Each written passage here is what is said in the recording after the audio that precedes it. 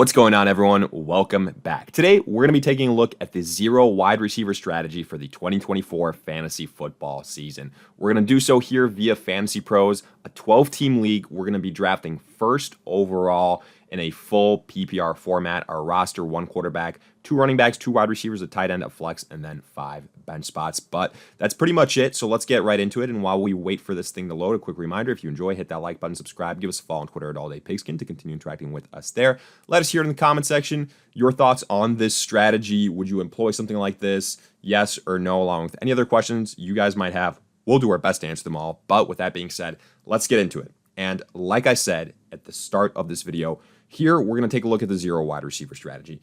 And if you guys aren't familiar with what that means, basically, like the name suggests, it is a draft method of going running back heavy through the first several rounds of your mock draft, addressing that very, very key running back position. And this is the first time we're doing this breakdown. I'm picking specifically first overall so I could have my choice of player, namely because you usually see Christian McCaffrey at the 101 spot. No better running back than him. So he's going to be our anchor on this squad. And then we'll see how many rounds we take this through. Maybe like either 3 or 4 rounds of just running backs to begin with. And then we're going to fill out the rest of that roster. We're going to do some circumnavigation and see how the roster looks like, if it's viable or not. And what I say with all these strategies every single time we try them out is, it's always fun in theory to do them.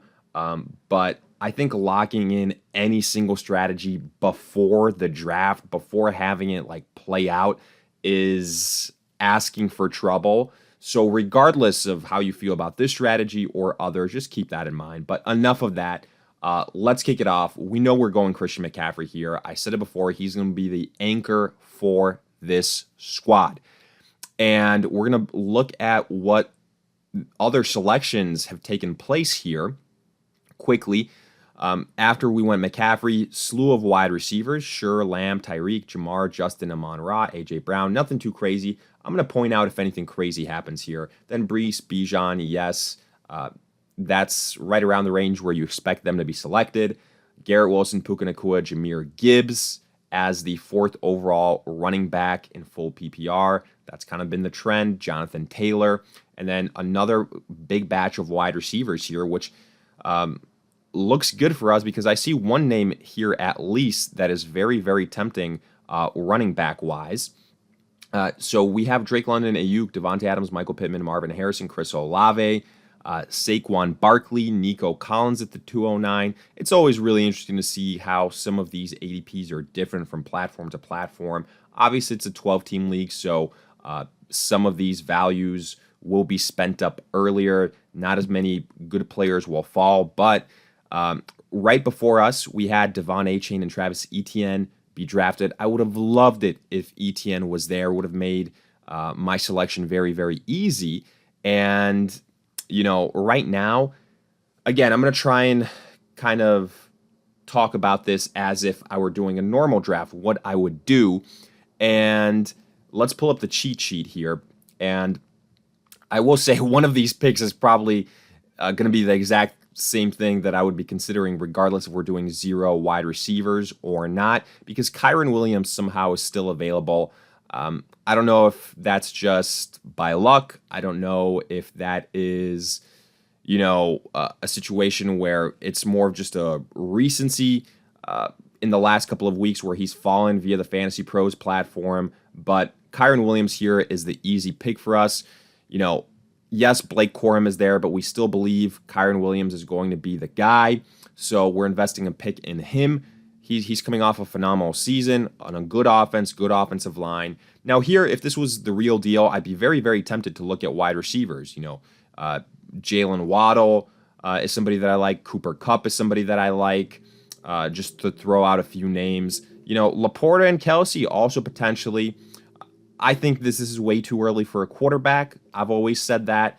So, since we're doing zero wide receiver here, even though we named all those options, we know we're going to go running back. And as far as running backs are concerned, Rashad White, Isaiah Pacheco. I have a little bit more faith in White as a pass catcher in PPR formats. So I'm probably going to go there, but Pacheco on a high-powered Kansas City offense, I also think there's going to be value. So let's scoop up Rashad White, and then through the first 3 rounds, this is what the squad looks like. We have taken 3 running backs, and also, mind you, we did this at the extreme, first pick overall. So we haven't had too many situations where value has necessarily dropped to us other than the Kyron Williams pick.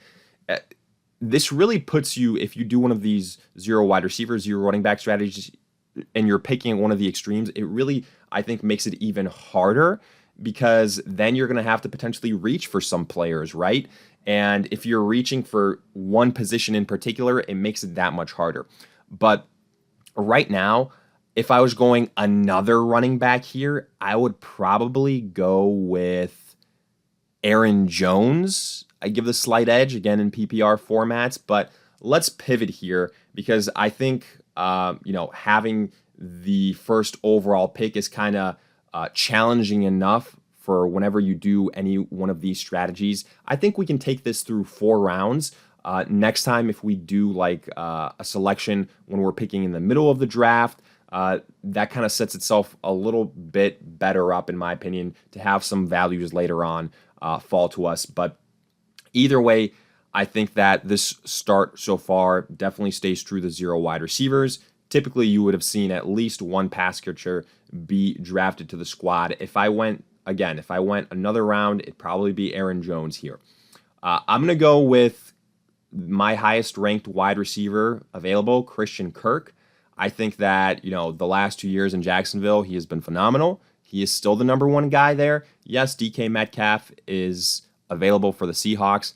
I'm personally not a DK Metcalf believer. That's just me.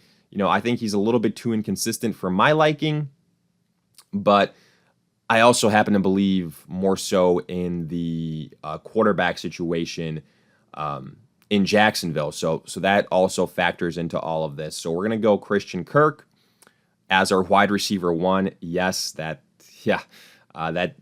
is the case. It's a little bit tough to swallow, but it's the case nonetheless. And then here I'm going to go with a breakout that I believe in, and that is George Pickens. And that's what you're going to have to do oftentimes with these 0 running back or 0 wide receiver builds. You're going to have to target breakouts in the later rounds and really, really hope they hit. I'm going Pickens over DK Metcalf. Yes. Again, he is the clear-cut number 1 guy on his team. I think he's got a quarterback upgrade. And again, since we're picking at the extreme at the start of the draft, I know that he won't make it back to us. So we're investing a pick in George Pickens. We've got Kirk, we've got Pickens, and now, let's try to add some more depth. Let's see if we missed out on anything crazy. I would have loved if one of these tight ends, if Trey McBride had fallen to us at the 4th or the 5th round, he would have been very tempting, right? In this 5th round, we see Kenneth Walker, Tank Dell, DK Metcalf, Montgomery, Zay Flowers, Aaron Jones, 507 good value, Keenan Allen, Dalton Kincaid doesn't fall to us, Lamar, Ramondre, DeAndre Swift, Mark Andrews, Terry McLaurin, Zamir White. I would have been considering Zamir White. I'm not going to lie to you here in the 6th round. I know he would have been a bench piece for us, but nonetheless. Then James Conner, CJ Stroud, Kyle Pitts, George Kittle, Kyler Murray, Jalen Warren, and Tony Pollard. In my opinion, the top, I'm not going to running back anymore. I think it's a situation where I have 3 phenomenal guys, and I can move on. Here, one of my picks will be a tight end, because I do think there is still a difference maker at the tight end position. Now, ideally, I would not have wanted both of these guys to be on the same offense, Christian Kirk and Evan Ingram, but I do think by far and away Evan Ingram is the best tight end available. So we're going to take Evan Ingram here, and then wide receiver. I can wait on quarterback. We need to add a wide receiver depth, either Calvin Ridley or Deontay Johnson. I've said it before, I'm a Deontay Johnson believer. I think he has a quarterback upgrade, a situation upgrade in Carolina. Calvin Ridley, he also has DeAndre Hopkins to contend with. I don't believe in Will Levis as much. So let's go Deontay Johnson here. I also do think he is more PPR friendly. And now we're just going to stack as many wide receivers as we can and try and get value. That is the name of the game at this point in time. So go to the cheat sheet. Jordan Addison, good young wide receiver, value there. I think that he will be a target for us. So he's probably going to be one of the names. I realize that, obviously no more Kirk Cousins, so he takes a big hit. Lad McConkey is somebody that I do like as well. So those are probably going to be my next two picks. And then we're just going to wait on quarterback until the end. So let's go with Lad McConkey now. Again, he could turn out to be the number one wide receiver for the Chargers. I'm wondering, should I take a gamble and maybe select Courtland Sutton first? Again, the number one wide receiver now in Denver. But I believe in the quarterback situation with the Chargers a little bit more so. So let's go McConkey. Jackson Smith and Jigba, underwhelming rookie season to say the least. And I still think he could possibly be the number 3 option over there in Seattle. So somehow he makes it back to us. Let's see what made that possible. And that's because it was all running back and a couple of tight ends. And yeah, that's what it boiled down to. Keon Coleman was also drafted. He would have been a name for consideration for me, but now I'm going to go Courtland Sutton. I'm going to go Curtis Samuel probably as well, targeting an offense where I believe they have high scoring upside with an elite quarterback. So Curtis Samuel will be one of those guys. I would have targeted Keon Coleman otherwise. But here, let's go with Courtland Sutton. I think he's a good value at this juncture. Then we're going to go with, as I mentioned before, Curtis Samuel. And that takes care of our bench. Now we just have one last player to draft that will be our quarterback. And, before we make that selection, I can kind of talk a little bit about how this squad turned out. So obviously our running backs, they are taken care of. First 3 picks, all running backs. Afterwards, as you can see, we did not select another running back at all. It's all about wide receivers, high upside wide receivers. I said it before. That's going to be a situation that you're going to have to go with if you go by one of these 0 running back or 0 wide receiver strategies through the first 3 or 4 rounds. You're basically hoping McCaffrey can carry the squad. Then Kyren Williams or Rachaad White, hopefully one of them hits as a top 5 guy, top 10 guy as well. And then if the other guy also ends up performing like last year, then you're set at the running back position. And then hopefully one of these guys breaks out at wide receiver on our bench, and we can be good there. But now let's conclude this at quarterback. I think here, quarterback, I'm an Aaron Rodgers believer. We could go with potentially a Herbert or a Lawrence, but I just like the offense the Jets have a lot more so. So I'm going to go with this Aaron Rodgers selection. And I'm going to tell you right now, Fantasy Pros, before we even click the draft button, is going to absolutely hate our roster. Wouldn't be shocked if we get a D or an F. But we don't really pay attention to the grade too much here. We have to take into consideration the strategy we went into it with, how we had to pivot round to round, and all those things. At the end of the day, we get a B-, but again, I think the grade doesn't matter too much. I think, at the end of the day, is this going to be a roster that can contend? It's going to really depend on if our running backs stay healthy, right? But if they do, we have a good base, and then you definitely need one of the wide receivers to hit. You need one of those breakouts to actually hit, and then you've got a good chance. You've got a solid chance afterwards.